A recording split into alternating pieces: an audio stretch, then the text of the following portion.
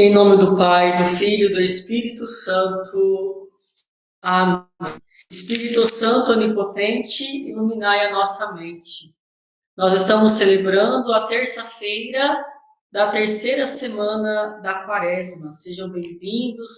Mais um dia de meditação com a palavra de Deus, apoiados também nos ensinamentos de Santo Tomás de Aquino. Por isso, nós vamos unir a meditação da palavra de Deus, com a liturgia do dia, com também a meditação de Santo Tomás. O título deste texto que nós vamos meditar é o título que está aí prescrito no nosso visor, já aí no banner, da nossa transmissão. Cristo é verdadeiramente o nosso Redentor. E assim inicia, então, o nosso pregador, no nosso retiro, Santo Tomás de Aquino. Pelo pecado de nossos primeiros pais, toda a raça humana foi alienada de Deus, conforme se ensina no segundo capítulo da carta aos Efésios. Desse modo, não foi do poder de Deus que fomos apartados, mas daquela visão da face de Deus, a qual são admitidos seus filhos e seus servos.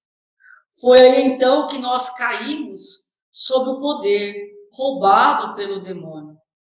O homem concedeu a vontade do demônio e desse modo fez-se sujeito ao demônio.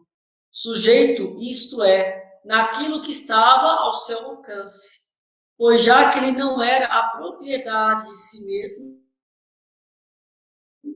mas de outro, ele não poderia realmente dar-se por inteiro ao demônio. Por sua paixão, portanto, Cristo fez duas coisas.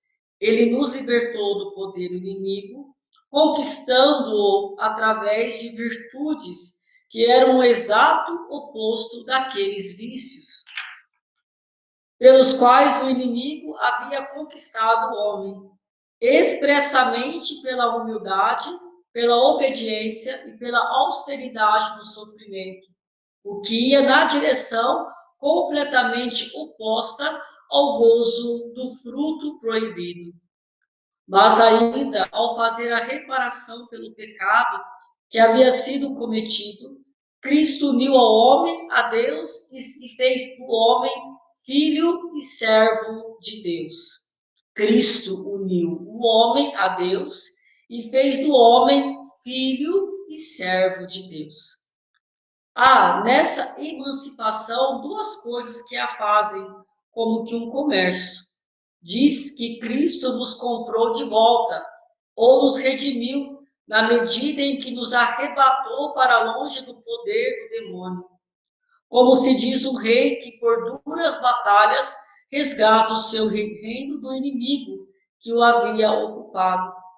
Depois disse de Cristo que ele nos redimiu na medida em que aplacou a Deus por nós, apagando em nosso nome como que o preço de sua satisfação, a fim de que fôssemos livres tanto das penas quanto do pecado.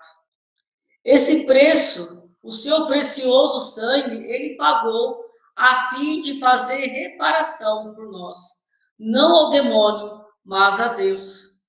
Assim, pela vitória que foi sua paixão, ele nos afastou do demônio. O demônio tinha de fato domínio sobre nós, mas injustamente, uma vez que o poder que ele tinha era roubado.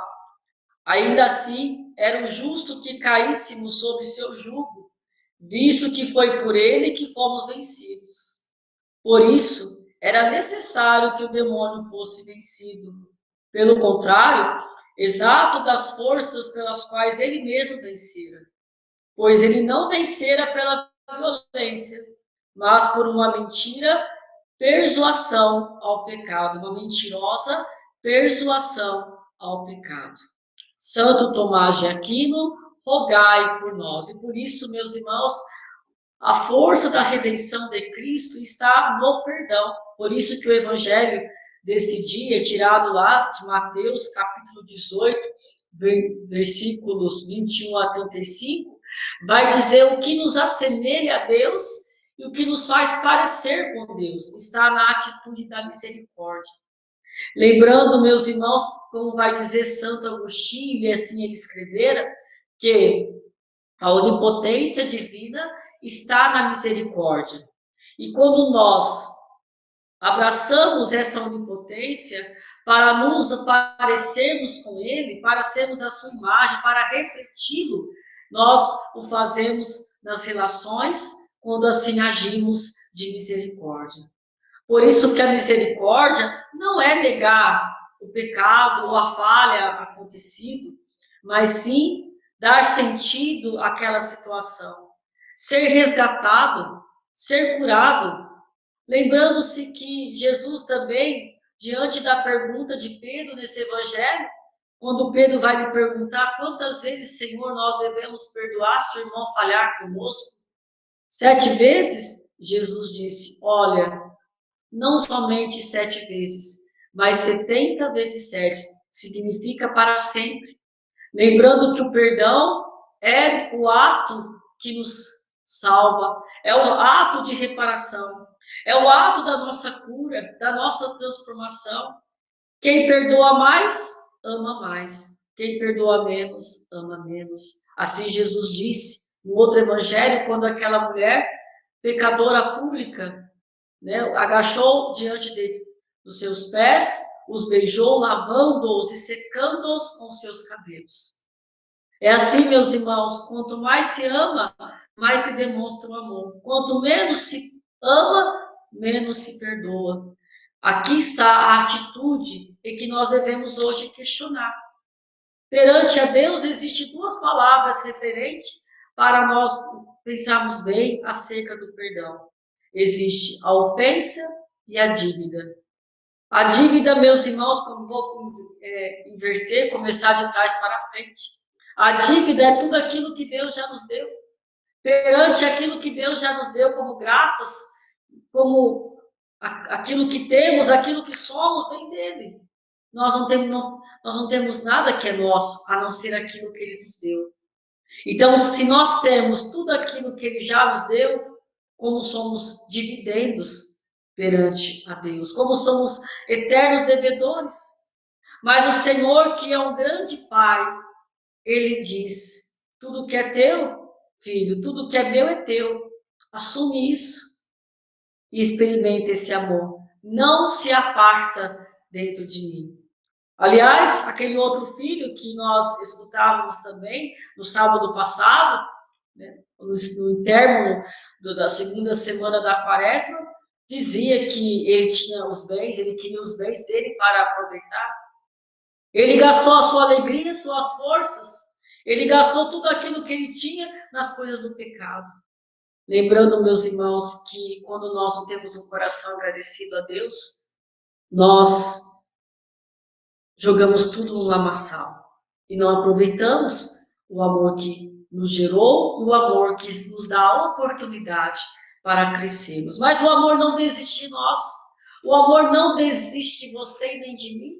Aliás, o amor sempre nos resgata, porque não quer ver nenhum dos seus filhos no lamaçal da vida, sendo acusado pelos dedos inflamados do demônio, que tenta nos apartar diante de Deus, que tenta nos apartar de Deus e de deixar o nosso coração muito mais infeliz como poderia.